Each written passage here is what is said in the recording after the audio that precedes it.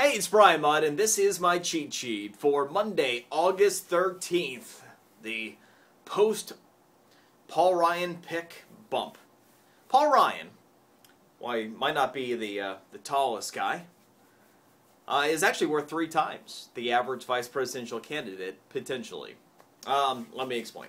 All right, so historically, regardless of party, a would-be presidential hopeful who is picking a vice president for the first time gets a 5-point bump in the polls.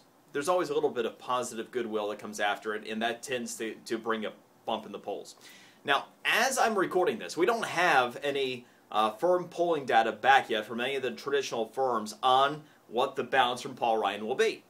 We do have one reading, though, and it's going to sound a little bit strange, but it's the Twitter political index. Yes, Twitter has a political index. In short, what it is the amount of positive versus negative tweets that are going out in the Twitter universe.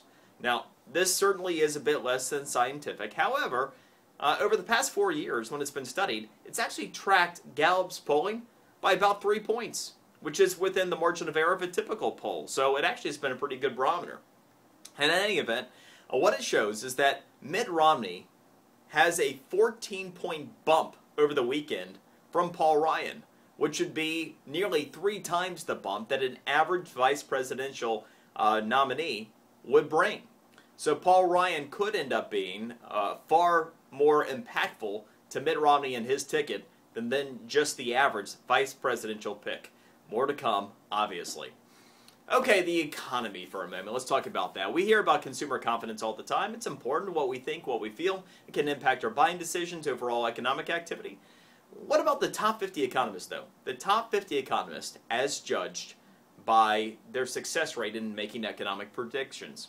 USA Today ended up polling them last week, concluding on Friday, and here are the results. They're more pessimistic than we are. The average economist is far less optimistic on the future of the economy today than a year ago. In fact, 73% of economists, the top 50 economists, say they're more pessimistic today than they were this time last year. And only 6% are actually more optimistic. With regard to the fiscal cliff, and the fiscal cliff having a major impact on the economy, regardless of the outcome, 53% of the top economists say that it will have a significantly negative impact on the economy, regardless. Sorry to pour that cold water on you, but I'll warm you back up with some housing information. It's pretty incredible. The housing information we get out continues to tell a pretty compelling story about how good of a value it is to buy versus rent. We're now seeing that you make your money back on the average home in this country, buying versus renting, after just 14 months. Now less than a year and a half, which it had been previously. This is the best on record, the best overall time to buy from a value standpoint. And in fact, you even have cities like Orlando and Detroit where you make your money back in less than a year. Pretty incredible. More information on my physical cheat sheet today.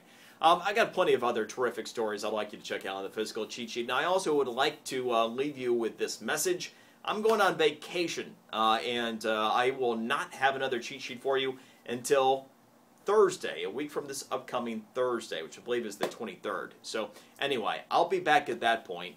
I hope you have a wonderful week. I hope it's a great start to next week. Primary day tomorrow here in Florida. So anyway, have a great run. We'll see you after my vacation. It's a cheat sheet for today. Enjoy yours.